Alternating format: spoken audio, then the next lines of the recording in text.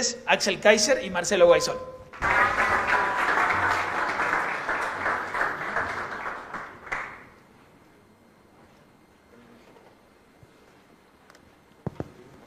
Gracias. Bueno, buenas tardes.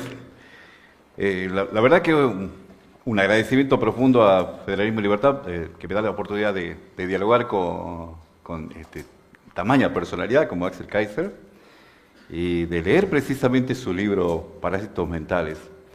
La verdad que uno puede estar de acuerdo, puede disentir, pero nunca dejar de debatir. Y este libro abre un debate muy profundo, no solo desde el punto de vista económico, sino también desde el punto de vista existencial. Y aquí va la primera pregunta para Axel, por quien pido un fuerte aplauso también para recibirlo. Y sin ánimo de spoilear el libro, hay una frase que inicia el libro y que a mí realmente me invitó a la lectura automática, ¿no? A los huéspedes, que es precisamente uno de los ejes de este libro, les decís antes de que sea tarde. ¿Por qué? Bueno, en primer lugar, muchas gracias a Federalismo y Libertad por la invitación. Es realmente extraordinario ver en lo que se ha convertido Argentina desde que iniciamos los primeros contactos por allá, por el 2016 puede ser, incluso antes, y es el faro de esperanza para América Latina y para, yo diría, Occidente hoy en día en muchos sentidos también. Así que gracias por la invitación y a todos ustedes por estar acá, presenciar un evento de algo que parece ser tan tedioso y tan aburrido, pero les voy a explicar por qué es tan importante esto a propósito de tu pregunta. ¿Qué son los parásitos mentales? Porque ese es el fondo de lo que tú estás preguntando. Ustedes pueden creer que es nada más que un truco retórico para vender más libros. No, y por lo demás, espero que todos compren uno por lo menos, ¿no? Los parásitos mentales son una categoría que se utiliza en psicología evolutiva, ¿ok? Existen ideas, creencias que se anclan en el cerebro, en el sistema nervioso. En el sistema nervioso. Tienen un sustrato biológico. Y esas ideas y creencias que se anclan en nuestro sistema nervioso, ¿ok?, son ideas, cuando son parásitos mentales, que impiden el pensamiento racional. Lo hacen imposible, ¿ok? Impiden el pensamiento racional porque distorsionan todo el patrón de pensamiento en nuestra mente. Cuando ustedes se encuentran con una persona que sinceramente cree, porque esto es así, no se equivoquen, que botando y chocando un avión contra una torre en Estados Unidos se va a ir al paraíso, lo van a esperar decenas de vírgenes. Eso es una creencia. Eso existe. La gente se mueve por creencia. Los seres humanos nos movemos por creencia. Es así. Entonces, ¿qué ocurre? Estas creencias, estos parásitos se contagian, ¿ya?, de mente en mente. Esto está estudiado en biología. Hay un famoso biólogo, Richard Dawkins, inglés, que habla de esto ya en un libro de hace casi medio siglo atrás. Y esto explica que ideologías como el comunismo, como el nazismo, se esparzan tan rápido en ciertas sociedades. ¿Y qué pasa? Como son parásitos mentales que te impiden pensar, conectarte con la verdad, ¿cuáles son los efectos? La destrucción del orden social completo, ¿no? Argentina es un país que venía infectado con parásitos mentales históricamente, ¿no? La idea de la Eva Perón, de esto de que donde nace una necesidad surge un derecho, ese es un parásito mental muy poderoso y muy contagioso. Y es lo que termina, en parte esa filosofía, esa mentalidad, es la que termina convirtiendo a uno de los países más ricos del mundo en un minuto a uno de los más arruinados del planeta, ¿ya? Pero esto es muy importante. Fíjense ustedes que yo abro la introducción del libro citando un artículo del Economist. ¿Ya? Y el Economist, que es una revista británica de mucho prestigio, con la que no estoy de acuerdo siempre, pero este artículo es interesante, dice, por ejemplo, que la gente de izquierda es más depresiva y tiene más problemas de salud mental que la gente que no es de izquierda. ¿Por qué? Por su sistema de creencias. La gente de izquierda tiende a ser más amargada, tiende a tener una tensión mucho más grande con el tema de, por ejemplo, la fe. La gente que es más religiosa tiende a ser más sana. No los fanáticos, obviamente, pero... Y un grupo al que particularmente se le aplica esto, al de las mujeres jóvenes, que son infectadas por la corriente marxista feminista, por ejemplo. Son las que más problemas de salud mental tienen. Eso lo dicen muchos estudios que yo tengo citado en el libro. Entonces, lo que creemos es muy importante. No solo es muy importante, es lo más importante. Y por eso yo digo a los huéspedes, o sea, a los que están portando parásitos, y todos podemos ser víctimas de esto, y alguna vez lo hemos sido, antes de que sea tarde. Porque los parásitos mentales, si tú no los tratas, si tú no te desparasitas, ¿no?, tanto en tu vida personal como en la vida social, terminas arruinándote a ti mismo o terminas avanzando una causa que destruye tu sociedad. ¿Y cuál es el poder de discernimiento de ese vector? Porque hablas de las ideas y que son precisamente parte del propósito que tiene cada uno de ser exitoso, ser prestigioso, ser profesional, ser bueno en el oficio. Vos hablás en el libro de los costos de oportunidad por un lado y de la suerte particularmente, que no es igual para todos. No, lo que pasa es que yo entro y yo analizo 7 ideas, ¿cierto? La primera que hablo es la justicia social, que es un parásito mental de los más destructivos. La Argentina estuvo 80 años Sí. gobernada por la justicia social como principal bandera. Es una causa que se discute en todos los países occidentales, ¿eh? Porque estas son parásitos, son ideas que desarrollan filósofos, yo los tengo todos citados en el libro y se van contagiando de un lado a otro.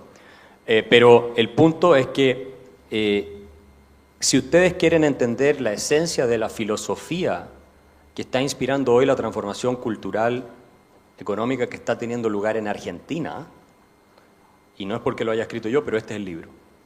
Yo escribí este libro para que la gente tenga un texto donde resumo siglos de filosofía política y lo explico, tenga un texto de cabecera para entender cómo refutar los parásitos mentales de la izquierda más perniciosos, a mi juicio, y cuáles son las ideas desde la perspectiva liberal clásica, o libertaria. Y la idea de la justicia social, de que la desigualdad es injusta, por ejemplo, yo estoy seguro que conversando entre todos los que estamos acá no podríamos llegar a un acuerdo respecto de por qué es injusta. O sea, no hay ni una posibilidad de un acuerdo. Todos podemos llegar a un acuerdo de que es injusto que una persona vaya y le pegue a otra sin ninguna provocación. Todos podemos estar de acuerdo con eso. Pero cuando entras en esta discusión, tú no vas a tener ni una posibilidad de acuerdo. ¿Sabes por qué? Porque es un parásito mental, es un concepto que no tiene una definición clara y una aplicación que sea precisa. Entonces, ¿qué es lo que es? Termina siendo un mantra, algo que se dice para seducir a la gente, para que voten por ti. Sí, la justicia social, se siente bien. ¿Y qué es? No, que la desigualdad. ¿Pero y por qué es injusto? Bueno, y ahí ya se empiezan a complicar. ¿Por qué es injusto que unas personas tengan más y otras tengan menos? Suena el eslogan de la izquierda cuando dice no al FMI, por ejemplo. Bueno, eso es otra cosa. Yo creo que eso ya es entrar en otra discusión que es muy contingente a lo que pasa acá en Argentina, pero la justicia social es una discusión que tienen todos los países. Lo tienen en Alemania, la tienen en Estados Unidos, la tienen acá, la tienen en Chile, la tienen en todas partes. Pero si tú logras hacerle pensar a la gente que no es injusto que unos tengan más que otros, ¿cierto? Y que no es injusta la desigualdad de oportunidades tampoco. Yo estoy seguro que algunos acá dicen, no, pero la igualdad de oportunidades sí. Sí, pero la igualdad de oportunidades es injusta, porque la única manera en que tú puedes tener igualdad de oportunidades reales es imponiéndola por el Estado a través de la fuerza, para que ustedes no puedan, nadie de los que está acá le pueda dar a sus hijos una mejor oportunidad que otra persona. Eso es igualdad, eso es igualdad. Lo otro no es igualdad. En el libro vos definís precisamente la subjetividad del mérito. Es que ese es otro criterio, ustedes lo tienen que leer, porque es imposible entrar a profundidad a estos temas. Yo estoy tratando de explicarlo bien simple, de un filósofo que se llama John Rawls de Estados Unidos, que fue el más influyente de todos estos teóricos en el siglo XX, ¿ok? Y todos somos víctimas de sus teorías, incluso los que no saben quién era. Así como hemos sido todos víctimas del marxismo, aunque la gran mayoría nunca leyó Marx. Y él dice que, bueno, las desigualdades que no son producto del mérito son injustas. ¿Pero por qué? Eso suena razonable, ¿cierto? Entonces vienen y te dicen, pero tu papá te pagó a ti o tu mamá te pagó a ti una buena educación y como tú no te la ganaste tú con tu esfuerzo, tú no te la mereces. Entonces es injusto que hayas recibido esa mala educación. ¿Y qué es lo que ocurre con eso? Sobre todo en la élite, de gente que va a buenos colegios y tiene ciertos recursos económicos, es que sienten culpa. ¿Y qué ocurre cuando sienten culpa? Se terminan convirtiendo en cucas o se terminan convirtiendo en frente amplistas en el caso de Chile, ¿no? En zurdos. Y zurdos, los zurdos caviar, que son los más detestables y los peores de todos, ¿ya? Entonces, pero no es injusto que tú tengas algo que no es producto de tu mérito. Si ustedes compran un boleto de lotería o se lo encuentran botado en la calle, un boleto de lotería, y se ganan $100 millones, imagínense que fueron a Estados Unidos y se lo encontraron ahí. ¿Es injusto? ¿Cierto que no? Pero no es tu mérito. Te ganaste la lotería. ¿Es injusto que Messi sea el mejor jugador de la historia? No, es que van a decir, ¿por qué él entrena? No, que no basta, porque hay gente que entrena igual que él y no tiene el mismo talento. Obviamente hay algo genético en el caso de Messi. Algo que él no trabajó. No todos tienen las mismas condiciones para jugar fútbol o cualquier deporte, es obvio. Entonces es injusto todo lo que tiene, porque no se lo merece, no se merece tener esa genética, porque no es mérito de él. Él no trabajó para tener esos genes. Y entonces se dan cuenta ustedes que si vamos por el concepto del mérito, tendríamos que tener una autoridad central, absoluta, que determine para todos, en todo momento, qué es lo justo que tengan, en qué cantidad y cuándo. ¿Cierto? Porque es la autoridad la que tiene que determinar eso. Entonces desaparece la libertad de intercambio de todos nosotros, que nos gusta cómo juega Messi, entonces nosotros decidimos que él va a ganar lo que gana, porque eso lo decide el mercado, no lo decide una autoridad central. Eso lo decide el mercado en función de la gente que le gusta el fútbol y apoya a los equipos donde está él, ¿cierto? Así es. Entonces, todas estas teorías de justicia que parecen tan razonables, al final son parásitos mentales porque no te impiden ver la verdad de las cosas, ni pensar bien. Y lamentablemente detrás de esto hay filósofos de renombre, profesores de Harvard, etcétera, etcétera, y entonces te tiran esos pergaminos encima y tú debes decir, bueno, tiene que ser muy inteligente lo que está diciendo si un profesor de Harvard, pero en realidad son cosas bastante simplonas, yo les voy a decir. Explicabas de una manera difícil, en una jerigoncia inentendible, como decía Nietzsche, porque enturbian el agua para que parezca más profunda. ¿Ah? Y entonces la gente normal se siente como tonta, bueno, este señor sabe mucho. Pero no es así. Entonces, saquémonos de la cabeza este parásito de la justicia social. Lo que existe es la justicia, y punto, la justicia individual, que consiste en cómo nos tratamos los unos a los otros.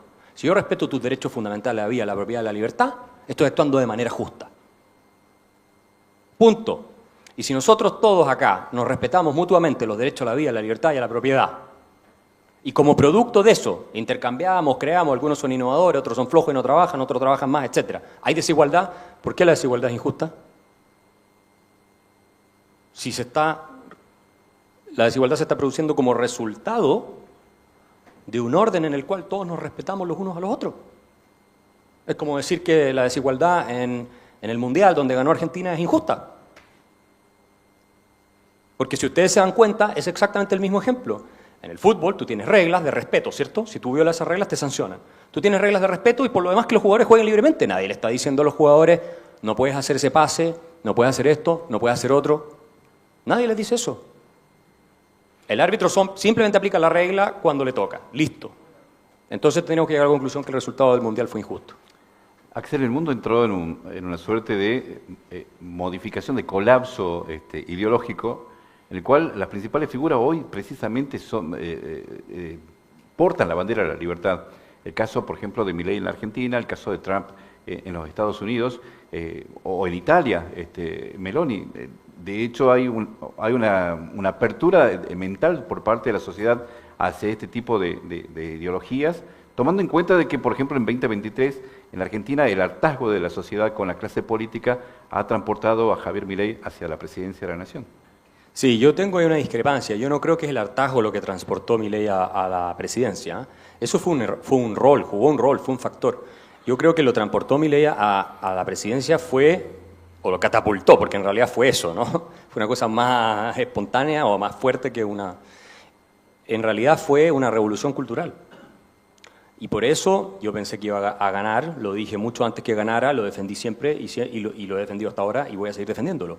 Porque lo que se ha hecho acá en Argentina, entre otras, Federalismo y Libertad ha participado de ese proceso, es una transformación a nivel de mentalidad, a nivel de ideas. Es una desparasitación, si ustedes quieren, ¿no? que se ha hecho de millones de personas, sobre todo de las nuevas generaciones, a través de redes sociales, YouTube, TikTok, Instagram y todo eso. Y esa gente, cuando Milei saca casi un 70% entre 16 y 24 años, no van a ser nunca más peronistas. La mayoría de ellos son libertarios. Y lo van a hacer. Y eso cambia la geografía. Algunos me miran con escepticismo. Créanme, yo estoy convencido de lo que les estoy diciendo. Esto no fue una moda así nomás. Esto es una cuestión de convicciones profundas. Más aún que le está resultando todo el proyecto económico, porque está saliendo bien. Esto es lo que catapultó a Milei, fue el cambio de mentalidad. Si los países son pobres o ricos, ¿por qué? ¿Por qué es pobre Argentina? Para lo que podría ser. ¿Por qué es pobre? ¿Por qué tenía un 50% pobre hasta hace no mucho? ¿Porque no tiene recursos naturales? ¿Ese es el problema de Argentina? No tiene recursos naturales. ¿Porque no tiene tamaño suficiente para qué sé yo, para ser relevante geopolíticamente? ¿Porque no tiene acceso al mar? ¿Porque no tiene? ¿Qué es lo que no tiene Argentina para ser un país tan rico como Suiza? ¿Qué es lo que no tiene? ¿Los argentinos son genéticamente inferiores? ¿No tienen inteligencia? ¿Ese es el problema? Obviamente no. ¿Cuál es el problema? ¿Por qué Venezuela, con las reservas de petróleo más grandes del planeta, conocidas, tiene un 90% de la población en la pobreza? ¿Cuál es el problema? ¿Por qué Suiza, que no tiene nada de recursos naturales? Pero nada. Son un par de montañas, un par de lagos y unos ríos. Eso es Suiza. Y hace no mucho tiempo era un país pobrísimo. ¿Por qué Suiza es uno de los países más ricos del planeta? Dígame usted. ¿Por qué? ¿Qué es lo que tienen ellos? ¿Saben lo que tienen? Liderazgo. No. Capitalismo. Bueno, de hecho Suiza siempre lidera el ranking de libertad económica junto con Nueva Zelanda y todo eso. No tenían nada para comer los suizos. Antes eran un grupo de mercenarios que se vendían y les pagaban para poder sobrevivir, si eran muy pobres. ¿Saben lo que es esto? Acá adentro está el problema. Acá adentro, en la mente de la gente, en los parásitos que tienen en su cabeza. Cuando tú tienes gente con mentalidad perdedora y tienes una masa de gente lo suficientemente extendida con mentalidad de país tercermundista, vas a tener un país del tercer mundo. Es así de simple. Y cuando tienes gente con mentalidad de primer mundo, vas a tener un país de primer mundo. ¿Ya? Vos me hablas de un cambio cultural y muchas veces uno se pone a pensar cómo se hace el trasvasamiento generacional, ¿no? Porque nosotros que tenemos más de 50 años, siempre tenemos un preconcepto de cómo es la sociedad, cómo debe moverse, cuáles son los derechos, cuáles son las obligaciones, diferente al open mind que tienen los chicos ahora, ¿no? De estar en el momento, de proyectarse rápidamente y tratar de ser exitoso en el corto plazo. Bueno, claro, el sueño de la generación joven es ser influencer. De muchas personas, no de todos, pero es como, bueno, quiero ser influencer. Entonces se la pasan todo el día perdiendo la vida en esas redes adictivas por lo demás, les digo, Instagram, TikTok y todo eso es basura mental. O sea, así como usted, si se comen puras hamburguesas todos los días con papas fritas, créanme que estar pegados al TikTok y al Instagram les está produciendo el mismo efecto en la mente. Y es una de las razones, creo yo, por qué el coeficiente intelectual ha ido cayendo fuertemente en Occidente. ¿Ustedes saben eso?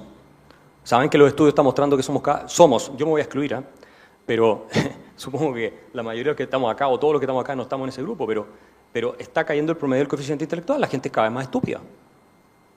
La gente está cada vez más estúpida, pues no se sabe las tablas de multiplicar, no entiende lo que lee, los sistemas educativos son realmente catastróficos en todas partes, no crean ustedes que en Alemania la educación es lo que era antes, está en franca decadencia. También en Alemania la gente es cada vez más estúpida. ¿Ya? Las redes sociales juegan un rol en los jóvenes, pero también está pasando que en los adultos está cayendo el coeficiente intelectual. ¿Cuánto de eso incide la inteligencia artificial? No, hoy día eso no tiene, la inteligencia artificial nada, pero yo creo que la inteligencia artificial, porque está recién empezando, pero la inteligencia artificial va a empeorar, porque la inteligencia artificial te va a hacer que seas aún más inútil, que tú tengas que hacer cada vez menos cosas. O sea, porque hoy día una aplicación te resuelve cualquier problema, o sea, tú ya no necesitas saber leer y escribir, ¿cierto? Porque cualquier programa, o ChatGPT o lo que sea, te arregla todo lo que tú escribiste y no es necesario que sepas redactar un mail, ni poner los puntos ni las comas. ¿Y qué pasa con las matemáticas? O sea, yo soy todavía de una generación donde todavía sabemos calcular los porcentajes, sabemos hacer ecuaciones de primer grado, sabemos multiplicar, sabemos hacer cosas así. Yo hablo con gente joven y no tiene la menor idea. Tienen que sacar la calculadora que está en el teléfono. Y es dramático. Y no entienden lo que leen tampoco. Entonces, ¿qué pasa? Eres más susceptible a parásitos mentales cuando no estás armado intelectualmente también. Muchas veces te pasa eso. Y ir por un camino autodestructivo. ¿Y qué pasa, como sucedió hoy, por ejemplo, que a alguien se le ocurrió apagar la pericia, bajar muchas aplicaciones de la red y quedar prácticamente a oscuras tecnológicamente? ¿Qué pasa si eso se da en algún momento? Pensando en esto del Eternauta también, que nos ha llevado a decir volver al pasado y ver cómo sobrevivimos a una realidad. Miren, lo que yo les puedo decir es que la gente que sí sabe de Silicon Valley, yo conozco algunos, ninguno le da pantallas ni redes sociales a sus hijos hasta que son mayores de edad. Ni uno solo. Eso, googleenlo, van a ver que es así. Porque las redes sociales, Instagram, todo esto está diseñado para generarte shocks de dopamina y para hacerte adicto. Y los niveles de depresión y suicidio, especialmente en mujeres jóvenes, se han disparado a alturas nunca vistas. Y es derechamente y directamente cuestión que se sigue de TikTok y de Instagram. Entonces, si ustedes quieren hacerle un favor, se los transmito a sus hijas, sobre todo en la adolescencia, no les permitan tener redes sociales o ténganlo de manera muy controlada. Sube la ansiedad, se dispara. Todo en todo Occidente, en todas partes está pasando esto. Esto no es solo en Estados Unidos. Está pasando en todos lados. Probablemente ustedes han visto casos acá que antes no se veían, de niñas a los 15, 16 que se suicidaron y tú no sabes por qué. Les aseguro que se pasaba pegada al Instagram. Y una vez conversé con una y le pregunté, le dije, a ver, ¿cuánto te pasa en Instagram al día? Era estudiante universitaria. 4 horas y media. ¿Ustedes creen que era influencer, que ganaba plata con eso? ¿No? ¿Qué hace una, y creo que no era la excepción, que es una mujer de 22 años, 21 años, 4 horas al día pegada a Instagram? ¿Qué valor tiene eso en tu vida? Nada, cero. Al revés, tiene un valor, es contraproductivo. Bueno, nos desviamos un poco el tema, nos fuimos a las redes sociales y todo eso, pero es importante porque... No deja de ser un parásito mental tampoco. O sea, las redes son un instrumento, te pueden ser muy útiles, pero transmiten parásitos mentales. En parte la epidemia que tú tienes hoy día de salud mental en mujeres jóvenes tiene que ver con las influencers feministas que están en las redes sociales. Porque ¿qué pasa cuando tú te encuentras con mujeres que son referentes, ¿cierto? Y te dicen que tienes que odiar a todos los hombres. Que eso es, todos los hombres son malos, hay que odiarlos. Estoy exagerando un poco, pero ese es el tono, ¿no? Por lo menos en Estados Unidos, en Europa, hay mucho de eso. Y tú estás creciendo y tienes 14, 15, 16 años y empiezas a ver eso. Todo el tiempo. Porque además el algoritmo te vuelve a mostrar lo que ya viste, o sea, del mismo contenido. ¿Qué esperas? Eso lo dice el artículo del Economist que tengo ahí. Tengo 2 distintos citados donde hablan de este problema. Y esos son parásitos mentales que te llevan a la depresión, que te llevan a... Porque es mentira. Porque te están diciendo además algo que es mentira. A menudo vemos acciones de sustentabilidad en el sector privado, en las empresas particularmente. Y dentro de los parásitos mentales que vos mencionás en el libro está precisamente esto, ¿no? La responsabilidad social empresarial. ¿Cuándo detectamos que eso puede ser negativo no solamente para la empresa, sino para el contexto, para todo el ecosistema? Esta es una discusión antigua que parte fuertemente con un artículo de Milton Friedman en 1970 por ahí, donde él dice que la responsabilidad social de las empresas es maximizar utilidades. La responsabilidad social de las empresas es esa, es velar por los accionistas, velar por los dueños y porque los consumidores estén bien atendidos y los trabajadores estén bien pagados, lo mejor pagado posible dentro de su productividad, obviamente.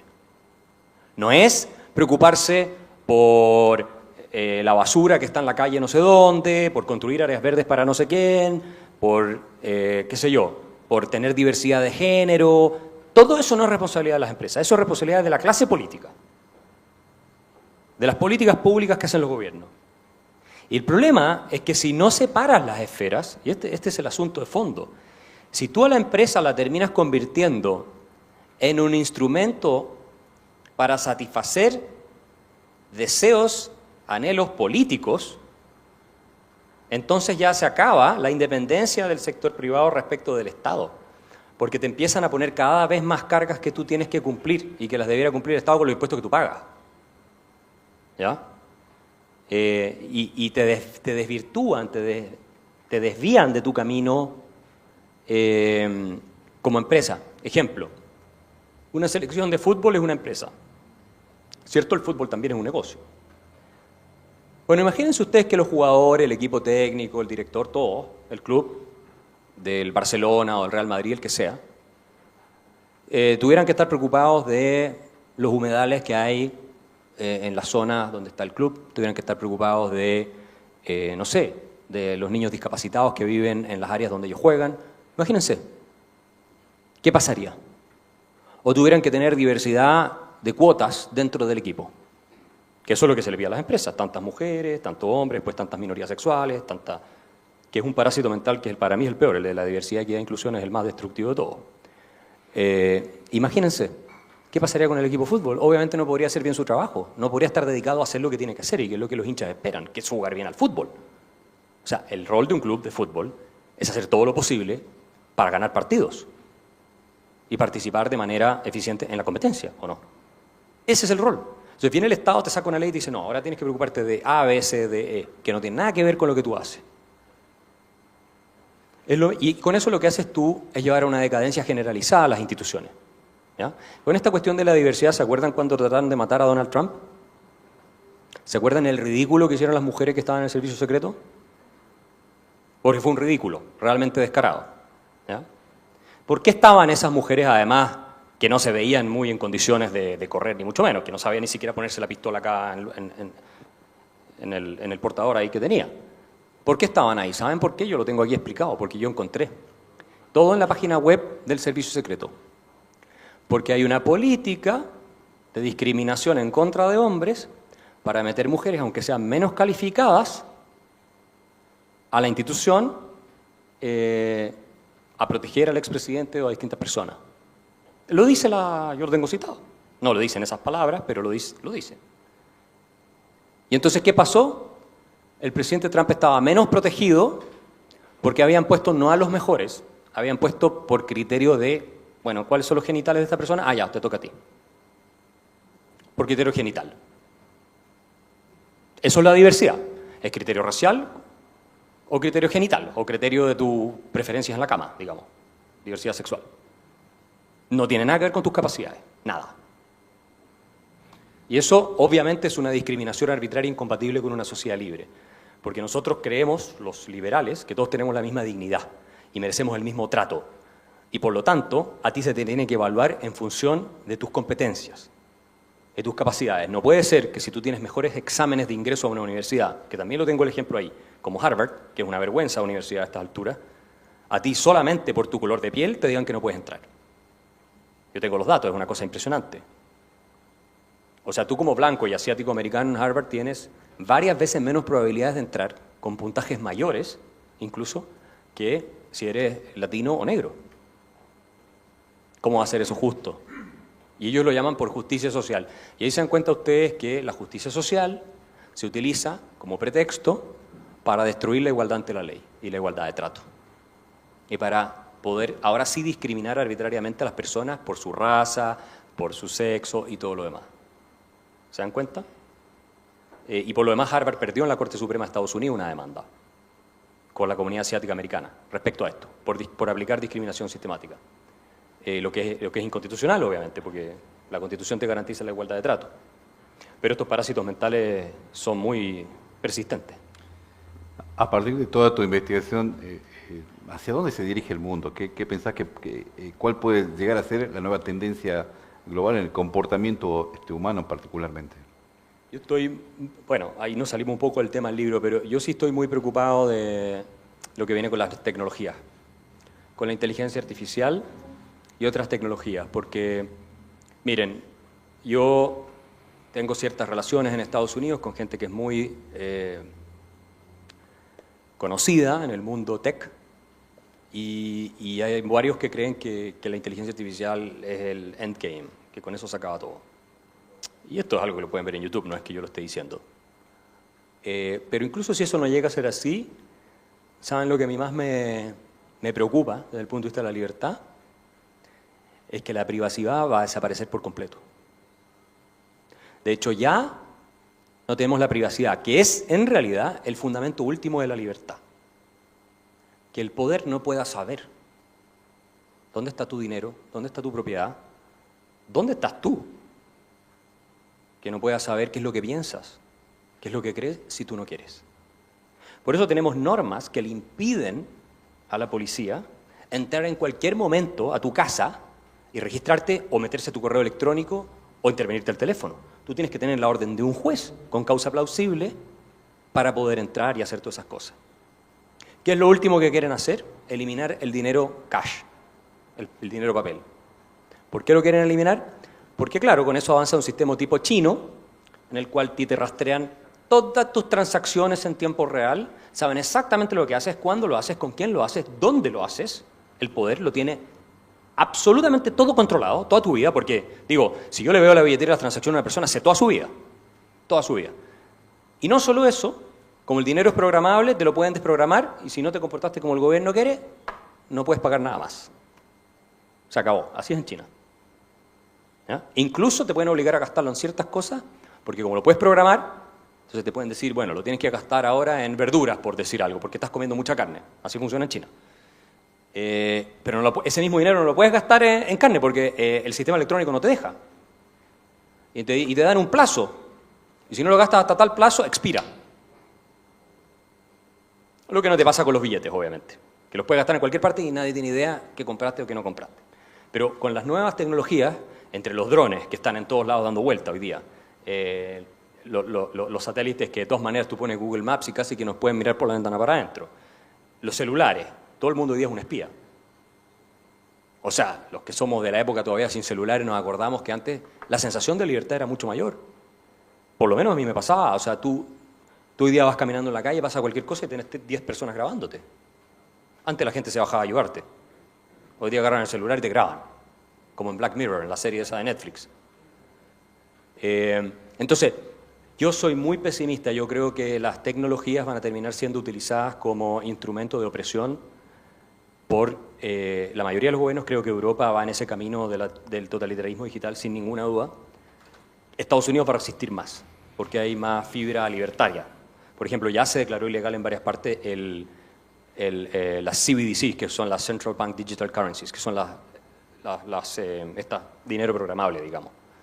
Y entonces, Estados Unidos yo le tengo más fe, pero a Europa y el resto de Occidente, Canadá, Australia, Nueva Zelanda, todos esos países, tengo mis dudas de que van a poder resistir esa tentación.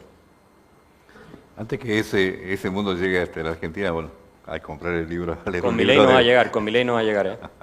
Abrimos una etapa de preguntas, si quieren preguntarle a Axel algo, por favor. Sí. Axel, podríamos incluir dentro de la categoría de parásitos digitales dos conceptos.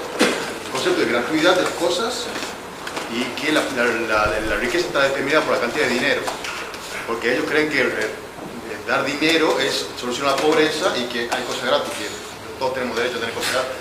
Bueno, ese es el otro libro que escribí yo, que es El economista callejero, que lo presentamos con Javier Milei hace un par de años atrás.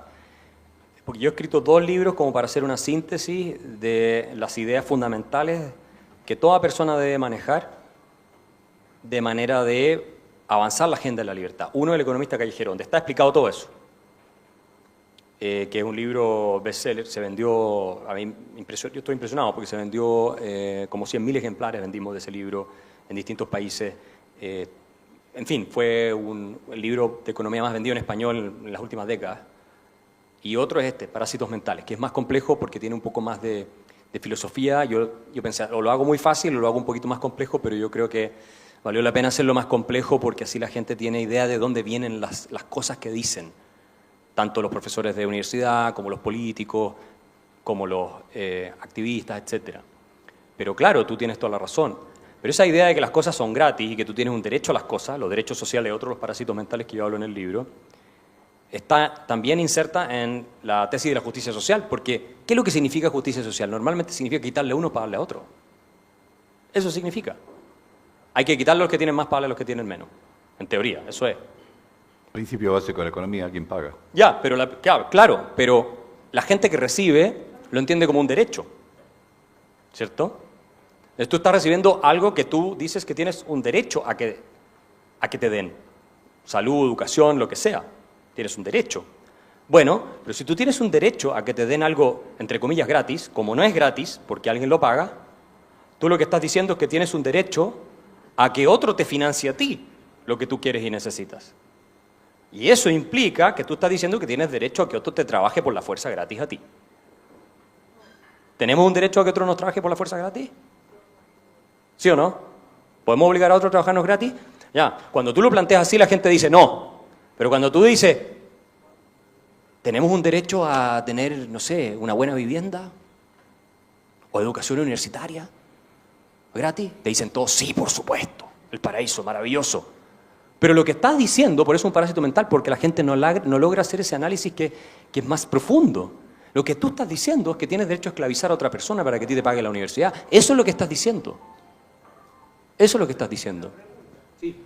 Con referencia a la justicia social, yo tengo entendido que el cristianismo dice ayudar al prójimo, que es sacarle a uno para darle al otro. Porque Pero es un acto voluntario. Si tú lo haces voluntariamente, eso es legítimo, es moral, es correcto y es muy loable.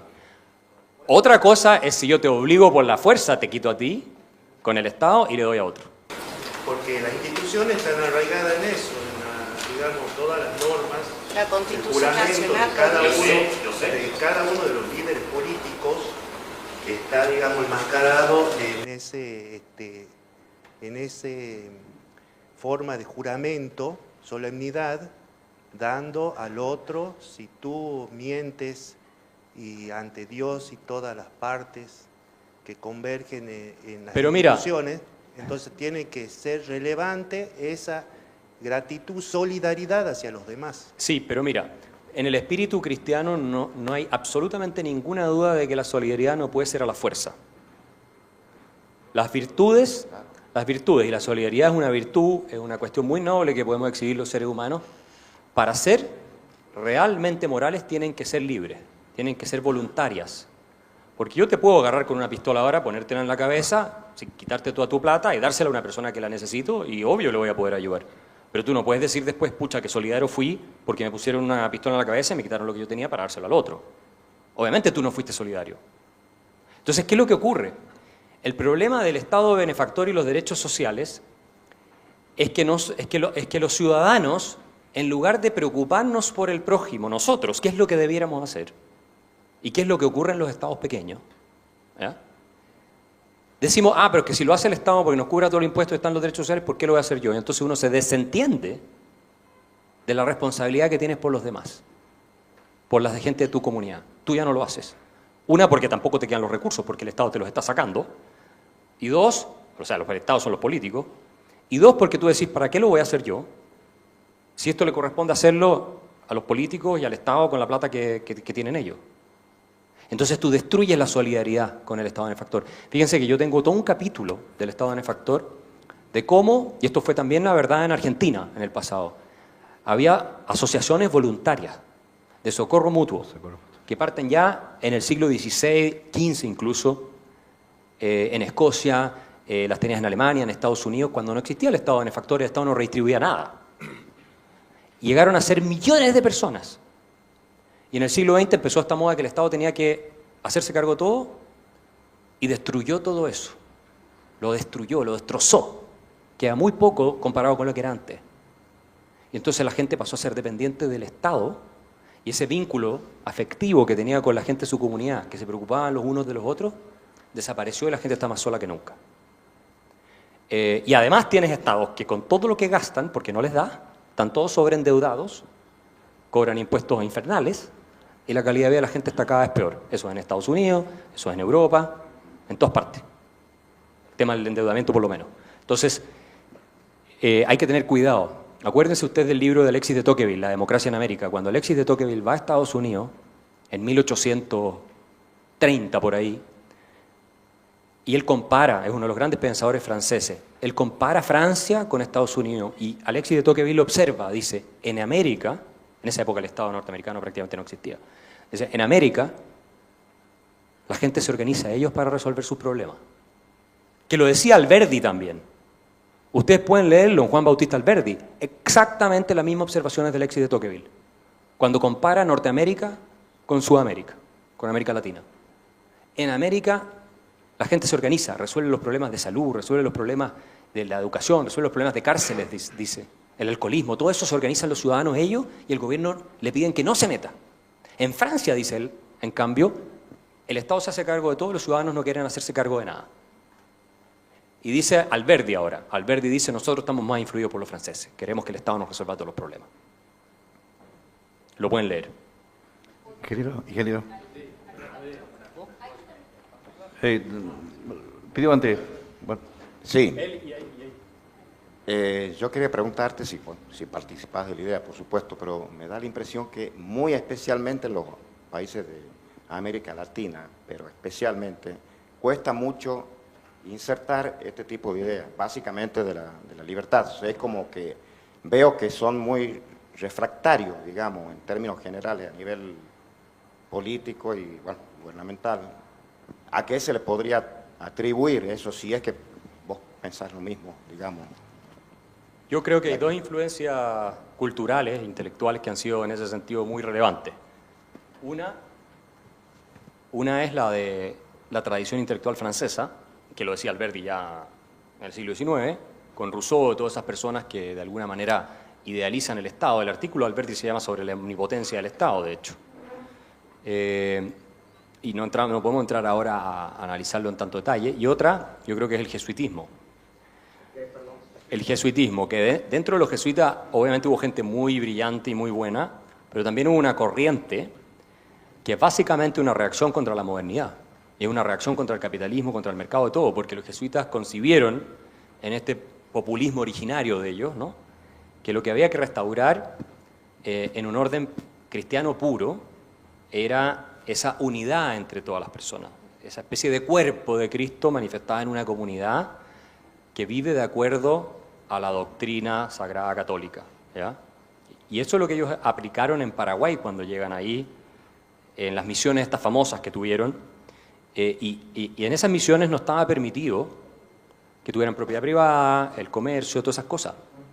Y esa vertiente fue muy influyente en la tradición católica latinoamericana. Por lo demás, fue muy influyente en Perón. Muy influyente. O sea, y en Eva Perón. Tenían asesores jesuitas directos, ¿ya? Lo mismo que Fidel Castro. Fidel Castro era un hombre criado por los jesuitas, de colegio jesuita, ¿ya? El mismo Chávez tuvo mucha influencia jesuita. Entonces, la reacción es contra el capitalismo, contra la modernidad, contra lo que ellos llaman el individualismo, porque destruye esta comunidad moral de personas que la integran, ¿no es cierto?, con un fin superior de salvación. Y eso explica también que muchas de las cosas que decía el Papa Francisco, que en paz descanse, que no era una persona muy afín, sabemos, al libre mercado, al capitalismo y todas esas cosas, por su matriz ideológica. Yo creo que eso impenetró mucho en la tradición latinoamericana. La institución más influyente de la historia de América Latina es la Iglesia Católica. No hay otra más influyente que esa. Yo creo que eso es uno de los otros. Yo lo atribuiría a esos dos elementos. Ingeniero. Hola Axel, ¿cómo estás? Acá al final. Pero primero él. La pregunta es la siguiente. Capaz que un parásito mental, pero uno asocia el capitalismo con la libertad, ¿no es cierto? Sin embargo, lo que vos estás comentando hace que el sistema capitalista lleve a las empresas, ¿no es cierto?, cada vez a un mayor control del individuo por un crecimiento de la empresa y porque la empresa te va induciendo a que haga lo que ellos quieren que haga, ¿no es cierto? Entonces, al final, veo como que se termina, ¿no es cierto?, siendo algo, transformándose en algo muy similar a lo que es el comunismo. Si lo llevamos al sistema capitalista a ultranza, si no le ponemos límites, ¿no es cierto?, que defiendan la libertad personal. No, lo que pasa es que el capitalismo es... A ver, el capitalismo es el sistema de propiedad privada, eso es, ¿cierto?, sobre los medios de producción y sobre las cosas producidas. Y ese sistema emerge solo cuando tú dejas a la gente en libertad. Entonces el capitalismo es el producto de la libertad. O sea, porque ¿qué pasa? Si tú a la gente la dejas libre, ¿qué va a hacer? Se va a poner a intercambiar, va a tratar de crear cosas para ofrecerle a otro. Es parte de la naturaleza humana, lo vamos a hacer. Tratar de mejorar nuestra situación. Claro, entre medio surgen grandes corporaciones, pero lo que pasa es que esas grandes corporaciones no surgen solo por el contexto del capitalismo. Esas grandes corporaciones normalmente tienen a todos los políticos en el bolsillo y tienen las regulaciones a su favor, muchas de ellas. Entonces, no hay capitalismo ahí. Ahí lo que tienes es el famoso crony capitalism, que son el Estado dándole protecciones, regulaciones que las favorecen, subsidios y todo lo demás. Pero a ver, nosotros creemos que es el camino que te conduce a la libertad. Lo estamos viendo, ¿no es cierto?, como que la existencia de esas empresas y el tener acceso a esa organización económica es la que te lleva a la libertad. No son las empresas. No son las empresas que te llevan a las empresas no te llevan a la libertad te lleva a las empresas. Y de hecho, si tú eliminas la libertad, no hay empresa. ¿Qué es lo que te pasa en Cuba, por ejemplo? Y en parte en Venezuela, ¿cierto? O en Corea del Norte. Como tú tienes un control total de la economía. No, pero ahí no hay. No, es que en Cuba no hay empresa. O sea, hay un par de hoteles así que los dejan operar, pero no hay empresa. Tampoco lo hay. Hay muy poco en Venezuela, en Corea del Norte. Entonces, el problema que tú apuntas más a un sistema tipo fascista, donde al final el gobierno, que es lo que tienen acá en Argentina históricamente, ¿no? Si Perón era un admirador de Mussolini. Entonces, ¿cuál es el sistema? Este corporativismo, donde el poder político y el poder de corporaciones se funden en perjuicio del público para que no haya competencia, para que haya cuotas de poder que se reparten y de ellos y de mercado, etcétera, etcétera. Pero si tú tienes competencia real, hay empresas gigantescas que han quebrado, que han terminado quebrando y desapareciendo también. O sea, no sé, ustedes pueden nombrar, Gap en algún minuto estuvo a punto de quebrar o quebró, imagínate General Motors, claro que la quebraron en realidad sus sindicatos, pero tienes un montón de empresas que históricamente han desaparecido y piensa tú las empresas más valiosas del mundo hoy, ¿cuáles son? De tecnología, son empresas de hace 30 años atrás, no son más. Son pocas las empresas grandes que quedan, que están en el top, que son de hace más de 100 años. Son todas Nvidia o Apple o Tesla o estas empresas son de tecnología bastante nueva. Gente que llegó y entró y ahora son la gente más rica del mundo. ¿Quiénes son? Jeff Bezos, Mark Zuckerberg, Elon Musk. Esta gente no viene de plata. Ninguno de ellos viene de plata. Bill Gates, de dinero. Ninguno de ellos viene de dinero. Son primera generación con riqueza. Primera.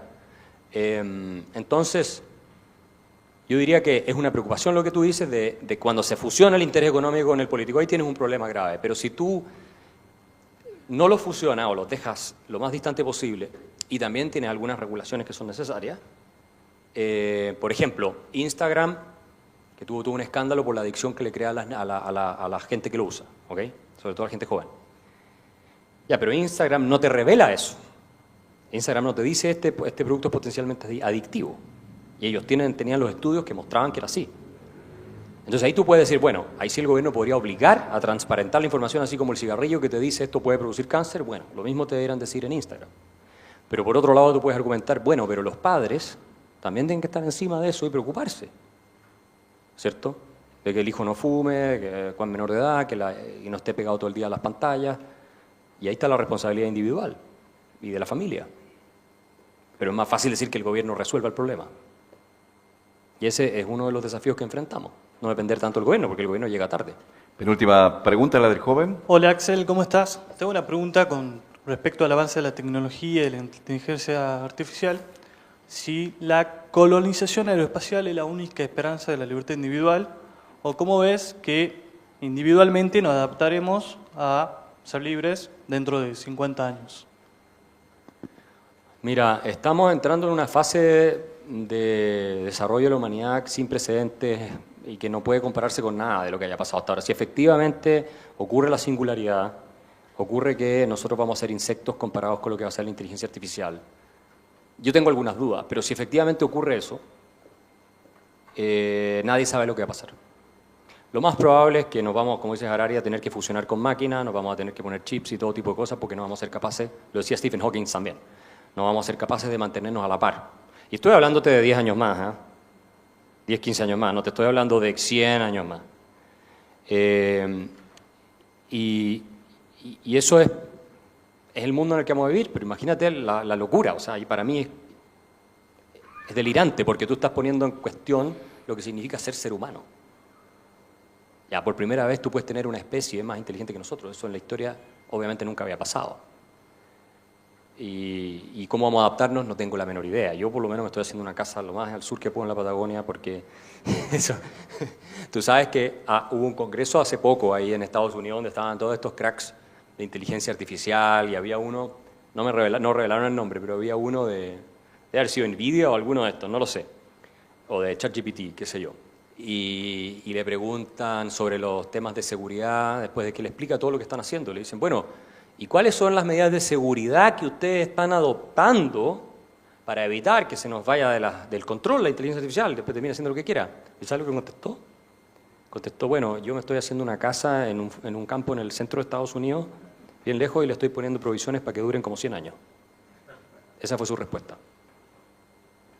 Entonces, ¿quién sabe lo que va a pasar? Yo no te puedo decir si el mundo va a estar en 50 años más, porque esto, a diferencia de la guerra nuclear, que sí es algo que depende de los seres humanos, a menos de que le metan inteligencia artificial también a las armas nucleares, no está en nuestro control. Si es que efectivamente ocurre esto, de que llega a ser tan inteligente, no va a estar en nuestro control. Y si no está en nuestro control, ¿qué es lo que podemos esperar? Elon Musk dice que hay un 20% de probabilidad de que se extinga la humanidad. Y esto capaz que lo vivamos todos los que estamos acá. Yo no los quiero asustar, puede que no pase. El 80% sigue siendo favorable. Es un margen de error muy Pero alto. Claro, pero a mí si me dicen, oye, agarra este revólver y tiene un 20% de probabilidad de que si te disparas en la cabeza va a salir la bala, pero si no te sale, te ganas $100 millones, ¿ustedes lo toman? No. Claro. Entonces, yo les digo que yo he perdido el sueño por este tema. Yo lo he perdido, sí. Es decir, he pasado noches de desvelo por este tema. He pasado porque he hablado con gente que de verdad sabe americano. Y da miedo. A mí por lo menos me da miedo. A veces soy más optimista, otros días soy más pesimista. Como ustedes saben, hay distintas visiones de esto. Pero bueno, por ahora tenemos que seguir como si el mundo fuera a continuar. Como si fuera a continuar, como si la libertad, digamos, fuera la gran causa, que obviamente es la gran causa. Y tal vez sale todo bien. O sea, no es la primera vez que hay tecnologías disruptivas, solo que esta, claro, esta llega a otros niveles. Última pregunta. Una más. Hola, ahí está. Axel, sí, bueno, va en la línea de lo mismo que estabas hablando, ¿no? Del impacto de las redes sociales, en esto que es el lavado de cerebros y la inteligencia artificial. En lo que es redes sociales, bueno, estoy muy de acuerdo con lo que decís, que genera dopamina y que genera una adicción en el ser humano y que esto hace que de alguna manera uno esté todo el tiempo pegado al teléfono. Y bueno, en China, por ejemplo, creo que ya sabes, TikTok es como que utiliza esa herramienta para de alguna manera formar a la gente y de alguna manera no haya resistencia contra el gobierno. O sea, utilizan esa herramienta de manera política para de alguna manera tener a la población bajo un lineamiento ideológico, ¿no? Te quiero preguntar cuál crees que es la solución. Yo creo que no es esa, una solución más del lado de la libertad. Pero también decirte que, bueno, que las redes sociales es lo que llevó a que Javier Milei gane la presidencia hoy en la Argentina. Entonces, mayor libertad y mayor... mayor libertad más que nada permite que salga a la luz la realidad, ¿no? Bueno, esto quiero preguntar de las redes sociales. Y la IA, ya para cerrar, se habla mucho, se debate mucho sobre esto. Yo creo que tiene que tener más información. O sea, la IA se nutre de la Big Data, ¿no? O sea, si no tiene información es como que no puede dar respuestas a eso. Entonces, ya te quiero cerrar un poco la idea, un tema complejo. Por favor. Sí, disculpa, ¿no? ¿Cuál crees, bueno, creo que ya lo dijiste, cuál crees que es la solución al tema de la IA? Europa utiliza la GDPR, que lo que hace es proteger los datos de las personas, que me parece bien, pero no es suficiente. Para mí la solución es mayor información, que tenga más de nuestros libros, que pueda la IA acceder a todos los libros de nuestro pensamiento para que de alguna forma razone de la manera que nosotros... No, sí, el problema, mira, Perdón la extensión, ¿eh? El problema con la inteligencia artificial no es solo que ahora puede hacer videos donde cualquiera de nosotros sale dándole un beso a un chancho o haciendo cualquier cosa, porque la IA puede hacer eso ahora. Cualquier político, cualquier foto trucada, etcétera, que obviamente tiene efectos políticos. Acá han tenido un caso hace poco. Sino que dependiendo de las tareas que tú le das a la inteligencia artificial, las decisiones, la cadena de decisiones que va a tomar. Porque, por ejemplo, tú le podrías pedir a la inteligencia artificial que limpie este lugar, mientras nosotros estamos acá. Entonces hay unos robots que de inteligencia artificial van a venir a limpiar. Pero tal vez la conclusión a la que llega la inteligencia artificial es que el problema de la mugre somos nosotros y nos empieza a matar a todos. Es que no es broma. Esto es así. Esto es lo que se llama el problema del alineamiento, ¿cierto? Y ahí es donde tú puedes perder el control. Entonces, no sé, yo no soy un experto en el tema, pero también a veces escucho a los expertos y tampoco saben muy bien qué está pasando. Eso es lo increíble. Y hay expertos que te dicen. No sé si ustedes conocen al premio Nobel de Física que lo ganó el año pasado, que fue el que inventó la inteligencia artificial. El tipo te dice, menos mal tengo 70 años porque no quiero ver lo que va a venir. Eso es lo que dice. Entonces, y él estaba cerca de Sam Altman y él tuvo un problema, creo que Sam Altman era uno de sus discípulos, con él, porque Sam Altman no se preocupa nada de todo lo que es el tema seguridad. El que sí se preocupa es Elon Musk, que es otra de las razones por las que está peleado con Sam Altman. Y vas a tener distintos AIs compitiendo también, ya las tiene. Pero yo te digo una cosa, si efectivamente es lo que es, no, o sea, vas a perder el control. Y el problema es que los chinos también están muy avanzados. Entonces, si no puedo poner todo de acuerdo en Occidente, pero si los chinos hacen lo que ellos quieren, tampoco nos sirve. O sea, las leyes de protección de datos de Europa no van a servir para nada. Entonces, bueno, pero nosotros no tenemos nada que hacer al respecto. Lo que sí podemos hacer es en que el proyecto que estaba teniendo lugar en Argentina salga bien, funcione, en tener fe, optimismo de que el futuro sí va a ser bueno, que lo peor no necesariamente se tiene que cumplir, defender la libertad y que este sea el país más rico y próspero de Occidente de aquí a los próximos 20 años. Y nosotros tenemos que ayudar a que eso ocurra, todos los que estamos acá. Y el primer paso es comprar este libro. Axel Kaiser en Federalismo y Libertad, muchas gracias. Eso. Bueno, muchísimas gracias a todos por su presencia. Tenemos dos invitaciones para hacerles. Una, un cafecito ahora para seguir charlando con los invitados que nos han regalado este diálogo súper enriquecedor. Y por supuesto también a mí me convenció, me llegó muchísimo de las cosas que dijo Axel, otras me hacen pensar. Entonces los que queremos saber más, ahí tenemos el libro para poder llevarnos una copia a la casa. Muchas gracias. Muchas gracias.